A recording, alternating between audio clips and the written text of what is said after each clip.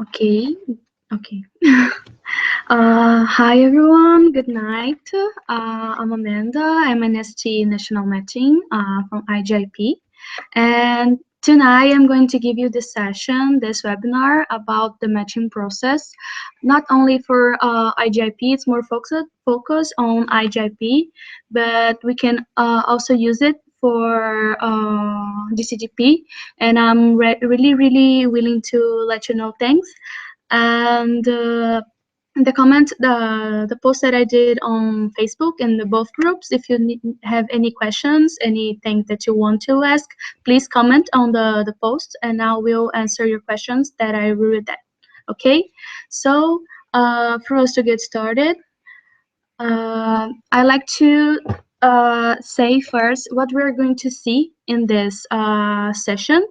First, we'll see the pre-selection of candidates. How are we supposed to look through all the CVs that we have access to and decide which ones are worth to choose, which ones are worth to schedule interviews and send to the company.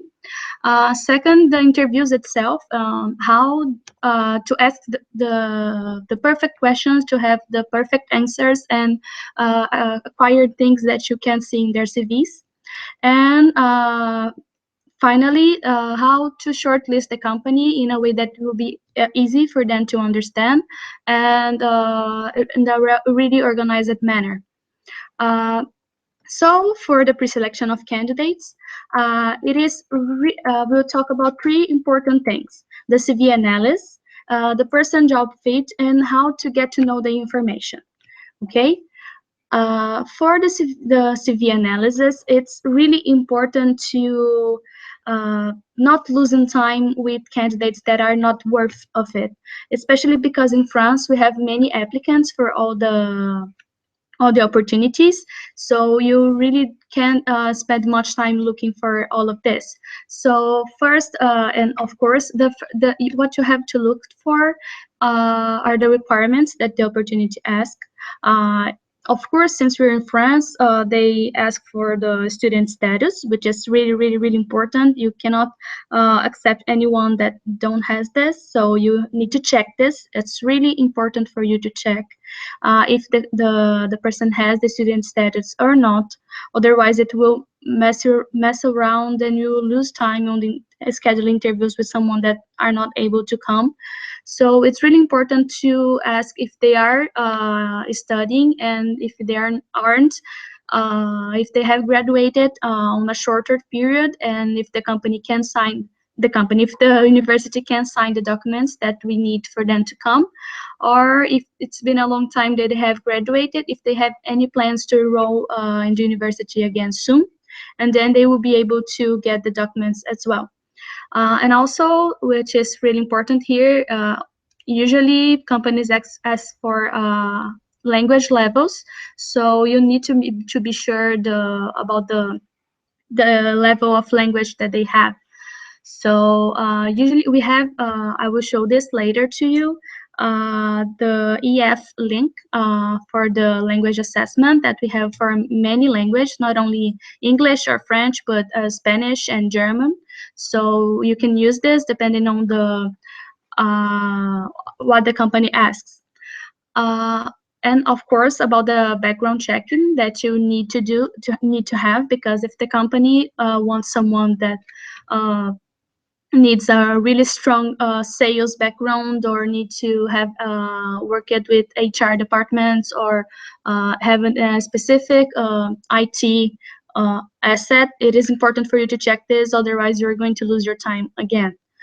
Also, it is really important to pay attention on starting and ending dates, because many people come after the opportunity and don't even look at the starting and ending dates, or even the duration of the process. So you need to be sure that they are available on the time that the company will need, and the time available for you to accomplish what the company wants. But even after all of this, it is really important to because we will have access to many CVs, and many of them will look great, and they will have lots of important things, but you have to lay off people because you can't interview everyone. So one manner of laying people out is, for more strategy that it sounds, it's based the decision on the layout of the CV or the grammar knowledge, because for example, let me do this here. I'll show you an example of a good CV. For example, of this guy. The CV is really well written, and it has the photo, and it is well structured. And this will show not only their abilities with the computer stuff, but also organization and it will give you an insight on how they are going to work. And also we have this another example of how to present a CV, and you can really find some examples of really bad layouts of CVs, and these ones you can usually drop off because they're not worth your time. Also, you need really to check the info that the company is asking for, because many candidates say that they have the language level, or they say they are studying. So as you may seem a bit boring or stressing this too much, but you need to check all the information. You need to ask if they can sign the papers. You need to send them the CIS document, the confirmation of stage, and ask them to show to their university to see if they can sign it or not, because it's really important that you have this. So it's really important to check the information. I had here for the language test, here is the site that we use, and as I told you, we have many options on how to assess this. It will depend on what you need, but you can use this. It's pretty simple, and the tests usually don't take long, so the candidates won't be stressful or having to do this. So it's a pretty good thing. Also here, the CIS document, this is the French version. We have the available for everyone, the English version as well, because people usually tend to need this. But you can send them to the EP and for them to see if they can do this or not. Everything that I'm saying here, it's really about the before, if you're even contacting the EP. You need to really focus on it, because this is will make you don't lose time on interviews, because a good interview takes you some time, around 35 to 40 minutes, and if you schedule an interview that will end up on nothing, probably you will be losing your time. And since we have really tight deadlines, this is something that we cannot do. So moving on, for the interviews, it's really important to, as I said, when scheduling, you really schedule the interview only with good candidates, that you really believe that they are worth your time and the company's position. Also, it's important for you to have some flexibility and some kind of compassion, I would say, like this, with the EPs, because they are usually looking for an opportunity for a long time, and they have been through many interviews, and they have their stuff to do as well as you do. So you need to be able to be flexible in order to get the interviews, otherwise you'll be struggling to get this, especially because since we were a worldwide organization, we have to deal with time zones and this kind of things, which is quite annoying, but it's important. And one way of getting this pretty well done is using the youcanbookme.me. That is a way of you of oh my god, is a way of you sending the candidates your available times. They're just going to click on the time that is available, and you just have to you're just going to receive a notification saying when the time that they choose, and it's really simple, and you won't need to be losing time saying, oh, I have this time, you don't have this, like this scheduling thing that really takes some time. So after you have scheduling the interview, it's important that you don't schedule for each opportunity, at least for each round of interviews. Don't schedule much more than 10 interviews, because otherwise you'll know that you're scheduling more interviews than you should. So stick to 10 candidates per round. And after you get the scheduling for when the interview itself, when you get the first contact with the EP, it is really important for you to establish some sort of connection with the EP, because he or she is going to be really stressed. Usually they're really stressed, and they tend to or talk too much or don't talk at all. So you won't get the information that you need, because they won't be willing to talk to say you to tell you what you need to know, or they're going to talk about things that you don't really need to know. So it is really important for you to be friendly and congratulate them for receiving this opportunity, ask how they are in the day, how it was their day, what it's like in their country. We in psychology, they call this the rapport thing.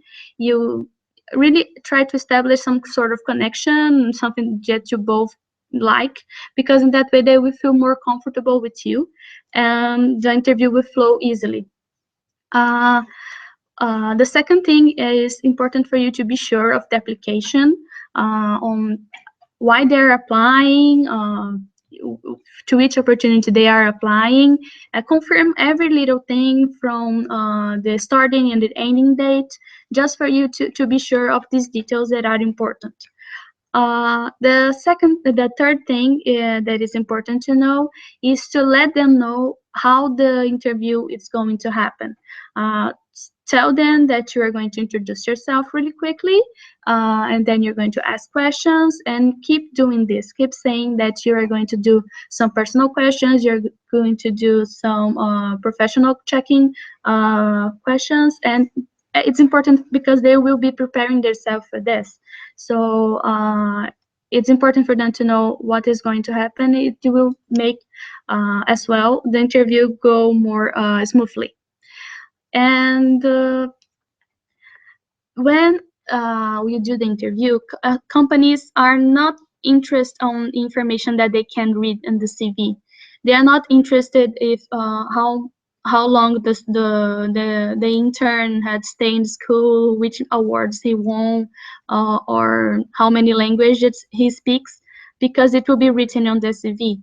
So your job here in the interview is to find out things that are not written in the CV.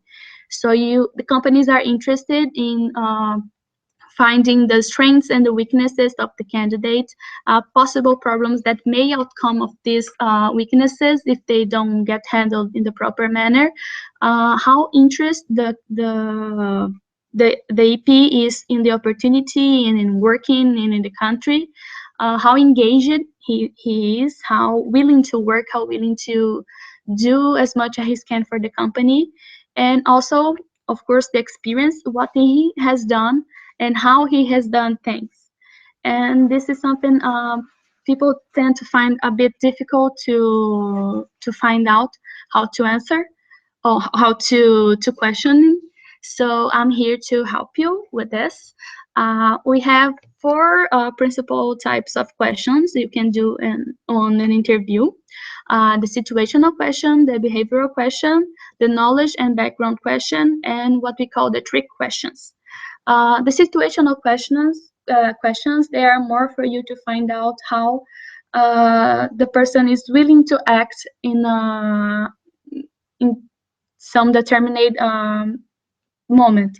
You can ask them, what would you do if your manager asked you to stay 4 more hours in the office? Or how would you feel, or what would you do if you have to work with three people that you don't get along well?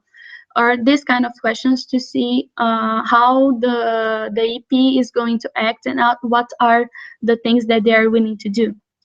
The second question is the behavioral questions that you are going to find out how they have acted and probably how they are going to act if they confront similar situations. So you can ask how for them to tell you one good experience in team and one bad one, and how they have managed it, or if sometime her or his life experience they had to face something that they don't like it, or to work with someone that was really struggling, and how they manage it or how they acted with it. So that way you will get to know this kind of information. The third type of question are the knowledge and background check that is really strictly job related. So you're going to ask what kind of experiences they had with sales, which kind of experience they had with uh, some specific things that the opportunity asked for, and how they manage it, if it was difficult, if they struggled with it. If that way you can see how much they know about this specific asset that you are looking for. And the last kind of question are the trick questions, when you can sense their creativity and open-mindedness. This is more focused on the when you're looking for marketing interns or for creativity interns, design, this kind of thing, for being really, really sincere, because they need to be this kind of creative person. And also when the company asks for it, when the company has a multicultural environment, or when they have really a real need for someone that is willing to do different things and to think outside the box. So these three questions can be used when you need to find this out. So one example could be describe yourself in one word, or how do you see yourself in 5 years. This can also help you find out what they want to do with their life after the internship. So it will give you a view on how the EP is going to handle their lives, and how they're willing to do things. Also, it is important for you to know how interested they are in the opportunity, in the country, and the company. So you can ask them what have called their attention, why they have applied. And usually the company wants to know this because they want to be sure that the EP is willing to work. And this is the kind of question that will answer this. And also, it is important not only as a question, but more as an information to, if the company asks you to apply some tests of knowledge or language or some kind of IT thing, it is important for you to do this during the interview, or to pass them the information on how to do this after the interview. But this is the time for you to do this. And of course, there are the Q&A part, when they are going to ask you a bunch of questions, usually about things that are more concerning the delivery part, because they are really worried about this process. So usually they ask you about the accommodation, on how they are going to find apartments, how expensive it is, if they're going to have any help, how they do this. And you can try to explain this really briefly, because they are really, because in this point of the interview you can really know if they're going to be chosen or not, because it depends on the company. But you can tell them some things and assure them that the delivery team will take care of it and help them. And this usually makes them really calm, that knowing that someone from AIESEC will be helping them usually makes them really comfortable. Also, another type of questions that they ask at the end of the interview are about the cost of living and the visa process. Of course, they are going to ask you how long it takes and what they need. And you can, if you know this kind of information, because it changes for country to country, you can tell them. But if you don't, you can tell them to look on the embassy site, or again, that someone from AIESEC will help them after they get accepted. And another thing that they usually ask is about the company location and environment. So it is really important for you to have done some company research before, because they're going to ask you how it's like to work in the company, if the company is big, if the company is not, where it is located, if it's, for example, here in Paris, or if it's in a suburb of Paris. And they really want to, because they're usually not from the country and usually not from the region, so they don't know how things are and where the things are. So it is important for you to explain this for them so they get more comfortable. Of course, since the interview is something that cannot take you so much time, because the point here is getting information. It is usually, as I said, it takes around 30 to 45 minutes, a good interview. Less than this, probably you're missing some information, or because you didn't ask it, or because the EP didn't talk that much. So you have to find some ways to make them talk. That's why the report thing is really important, and that's why you can have a flow of an interview. The present yourself thing, the check information, check international background, check experience background, check the weaknesses, make all these questions. But you can have this flow, but it will be adaptable to each interview, because there are some candidates that will speak heartily, and even the things that you don't ask they are going to answer, and you don't need to do so many questions. And there are candidates that you will need to do many questions in a row, because they're just giving you short answers, but you still need to know things.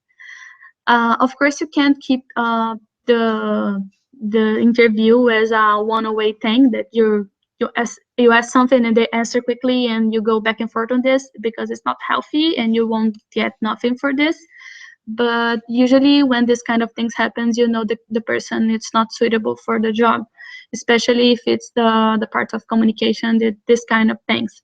So for the interview, it's really important for you to know not only which questions to ask, but also what you can get from their expression, from the time they think, the time they take to think about the answer. This kind of things will get you some information. It's almost a psychological base, but you can get this, and this is what the company is interested in. For an interview, it is really important. In the beginning of the interview, you have to tell them how the things are going to flow in the interview, and in the ending of the interview, they have to tell them what are the next steps, what is going to happen after the interview. So you need to tell them how many next phase it will happen.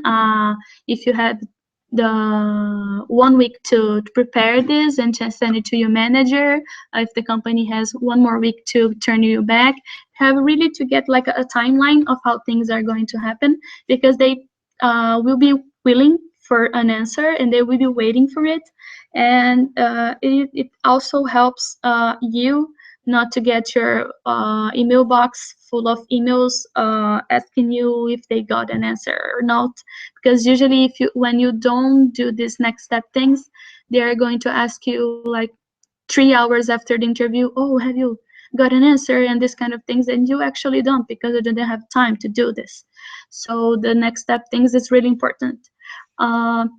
Also, one thing that it's not important, but it's good, it's you get back to the report thing and thanks them for their time, being really friendly, and show availability for further questions. And the famous, "It was a pleasure meeting you," is a good way of ending an interview.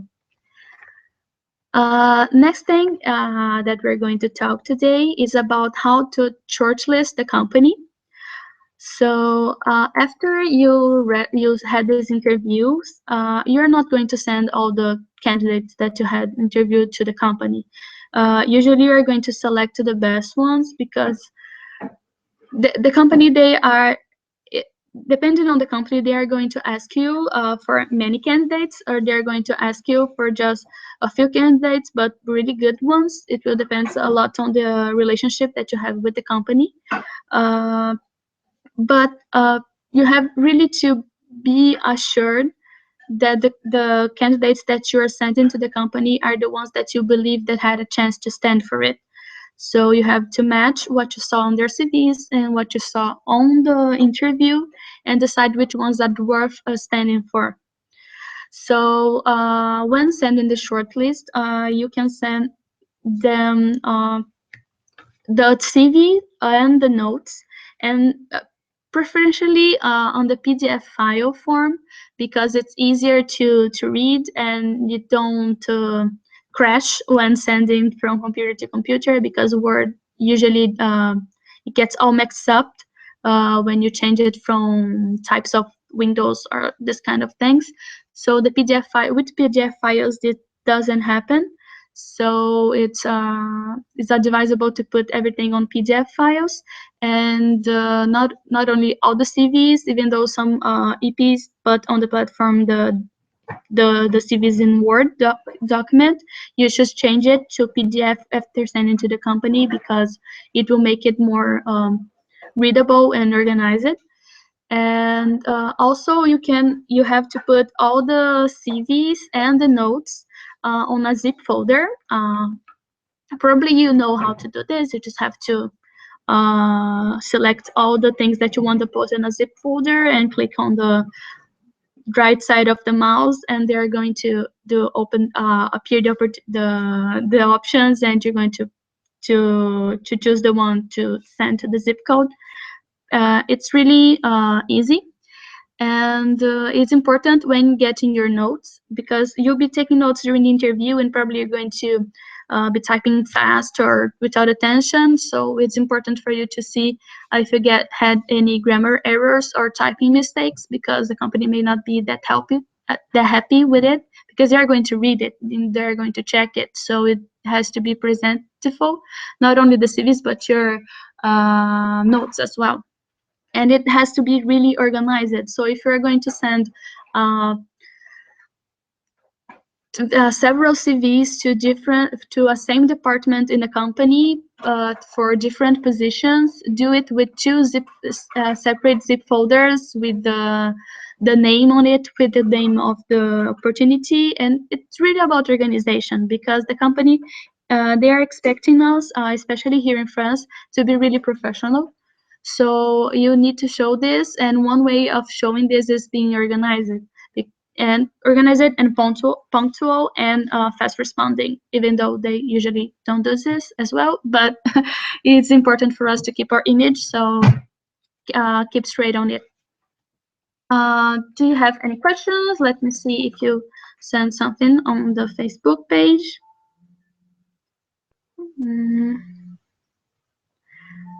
Oh my gosh.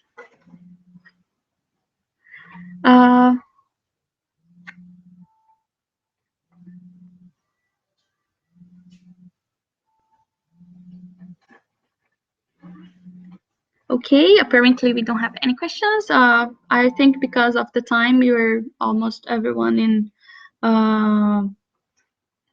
test times and this kind of thing. So if you have any questions after seeing the video and don't know what to do with them, please email me or send me messages on Facebook. I'm really here to help you with this. I've applied for NST to help you, and so I'm here for everything that you need. So if you have any further questions, please don't hesitate to contact me. And I hope this seminar was enjoyable and helpful. And thank you very much, everyone.